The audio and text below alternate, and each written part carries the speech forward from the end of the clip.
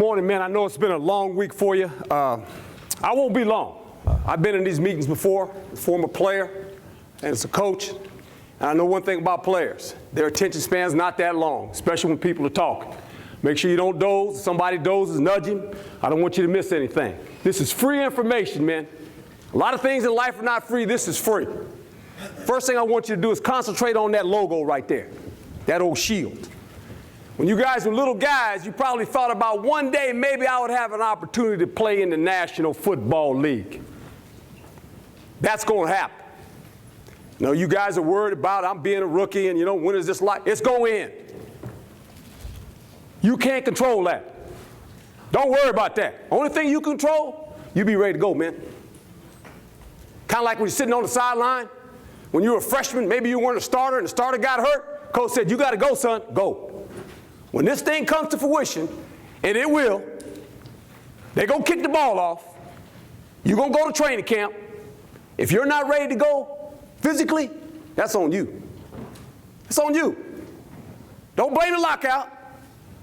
Don't blame the commissioner. Don't blame D. Smith. When you go to training camp, nobody wants to know about, we missed 20 practices because we didn't go to OTAs and we don't care. Nobody cares. That shield right there, that represents something very special, man. Special group of players, special group of coaches.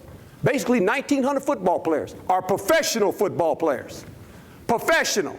1,900. That's it. What to expect? Here's the difference you're going to learn very quickly, man, when you enter the National Football League. A lot of you guys, great college players. Most of you are. That's why you're in this room. That's why you got drafted. Doesn't matter when you get drafted. Really doesn't matter. You're some of the elite players in college football. When you played on that field, there was times that maybe there were 6 pro football players out there you were playing against. Here's the problem. That shield, the league you're getting ready to enter, let me tell you something about that league, man. 22 professional football players. There's not 6 of them, 22 of them. They're all professional football players. And right now, guess what? They got more experience than you.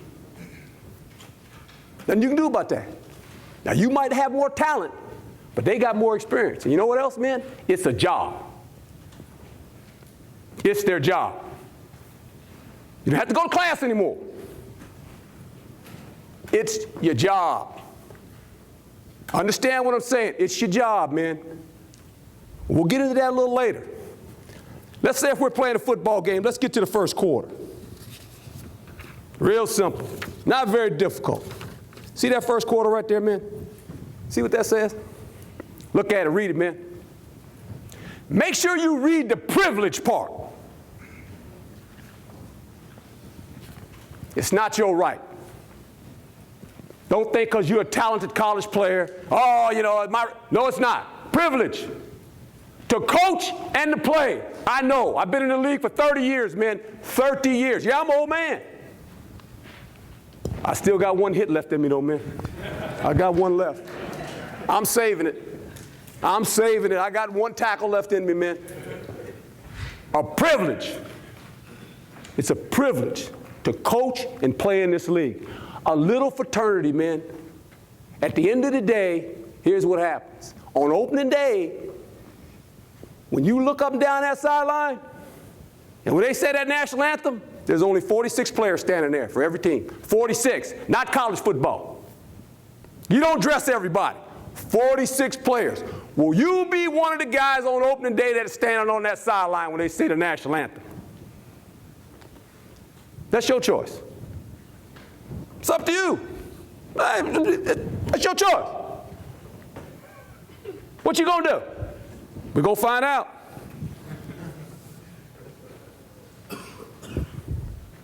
See that thing? Talent, expectations, production. Sometimes talent can be a curse. You got so much talent, you don't live up to it. You guys seen it. You seen players in college got a lot of talent. Can't live up to the talent. See, one thing about talent, you didn't earn it. God gave it to you, man. God gave you your talent. So let's get that straight. It ain't like you went somewhere and worked out and got some talent. God gave you talent. And every single man in this room has talent. You got enough talent to play in the league. That's why you're sitting in this room. That's why professional football teams drafted you. So you got talent. Now, does the production meet the talent? That's the big picture. Because if you're not a productive player, man, then it becomes a curse. See, because this is what happens to you. Coaches say, well, real talented guy. Why is he not living up to the production? Something wrong. Something wrong with that guy. Is he distracted? Is this game not important to him? Use your talent, man. It's a gift. It's a gift. A lot of people wish they could sit in this room. A lot of people wish they'll get invited to training camp. Think about the guys you went to college with, didn't get drafted. Think about those guys. They're hoping somebody calls so they get an opportunity. You got an opportunity, man. Don't waste your talent. The expectations, man. Let me tell you something about goals. If you ain't got no plan, man, it's a wish. It's like falling asleep at night and dreaming. You got a plan? Not your agent. Not the guy that works you out. Not some of your boys. Do you got a plan? What's your plan? What's your plan to be a professional football player? It's on you. Because at the end, nobody's going to play for you. Nobody's going to practice. You got to do that. You got to do all the work. Easy for somebody to sit behind you, oh, you should do this, and I got this. No. What's your plan? Start formulating the plan, man. You can have all the goals you want, but if you don't have a plan how to get there, you just wishing. And if you wish it in this league, won't be long. You'll be sitting at home watching it. It's truth. Right there. You see that one right there? This is where young players struggle.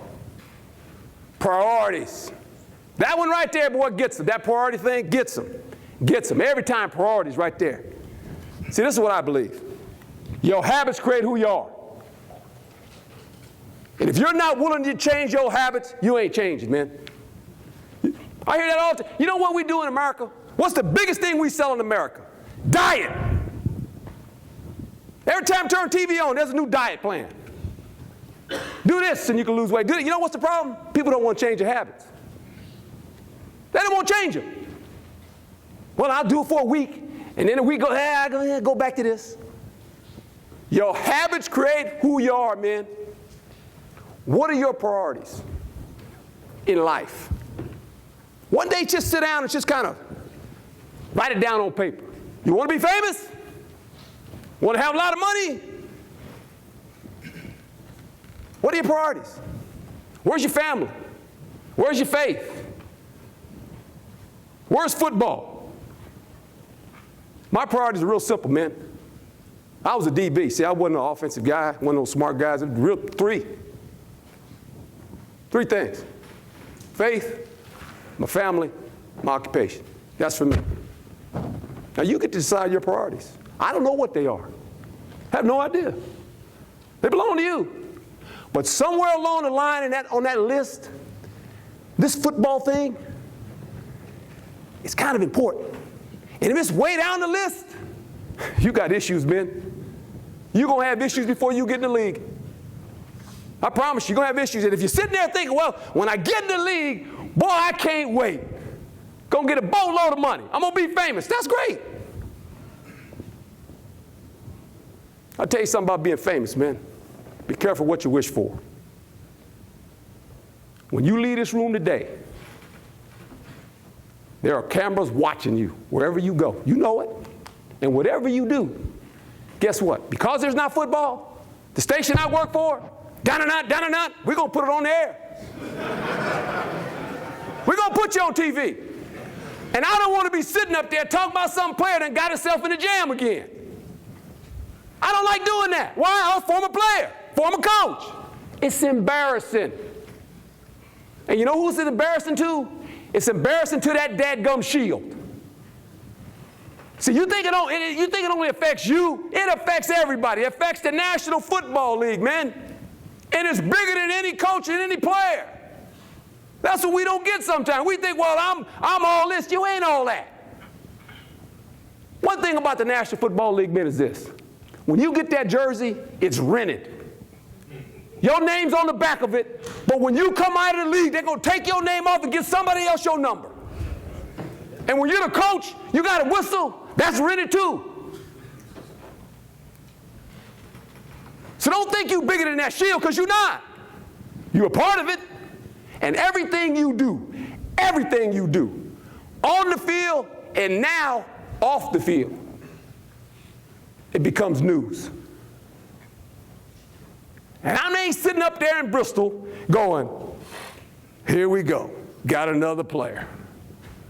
And then I got to sit and talk about it. About some player, it's real simple. There's a 12 o'clock rule, man. Nothing good happens after 12 o'clock. Think about it. Think about it. 12 o'clock rule. At midnight, if you pass midnight, you better start trying to get up out of there where you at. Get going, man. Because something bad gonna happen. Happens all the time. You out to a party? I know what happens. You smiling at the girl, she's smiling at you, you thinking she's in love with you, she ain't in love with you. When 12 o'clock hits, man, let me tell you something. If she ain't smiled back, time to go. Get up out of there. You kidding me? Come on. You're smarter than that. You're smarter than that. Then I've been there. You think, hey, look, I'm an old man. It ain't changed. I came in the league in 1977. You think we didn't do stuff what you guys are thinking about? Things you thought about doing right now, I done already done. You kidding me? I'm not your agent. I'm not your lawyer. I'm gonna give you some free advice, man. First one was 12 o'clock rule, right? Put that on your priority list. The next one is this, and I tell rookies this all the time, one of my first meetings. Remember this, man. There's been some people up here that talked about their finances. Let me tell you something about your finances. Understand what they are, and you won't understand what I'm saying right now, and when you get a little older, you will. In life, all you need is one of everything. One. Starts this way. National Football League, what you gonna do when you get your check? Go get a car, one car. You get one. Want to get a house? One house. I saw the draft now. Some of y'all had a lot of that jewelry on. One piece of jewelry. Not the Mr. T starter set. Don't need all that. Don't need it. You don't need it. Now, we laugh, but you know, I promise you, you're going to come to the training game, there's going to be one, you're going to have it all flying around here. Yeah, you know, blinging. Oh, yeah, okay. One. Just one. Think about what I'm saying now. And here's the real important one. Here's the real important one. You get one girlfriend or you get one wife. Can't have both. And let me tell you something. If you play for the Dallas Cowboys and you go to Philadelphia, you still got that one girlfriend and that one wife. Don't screw that up. Don't screw it up. Now I'm going to tell you that. So you've been told. You've been told. Don't let me sit up there in SportsCenter or on NFL Live and have to say, are you kidding me? I told that guy that. And here he is. It's 2 o'clock in the morning and he got himself in the jam. Or one of those other things happen. Don't be the guy. Don't do it. That's free advice. Don't cost you nothing. One of everything, man. Understand what I'm telling you?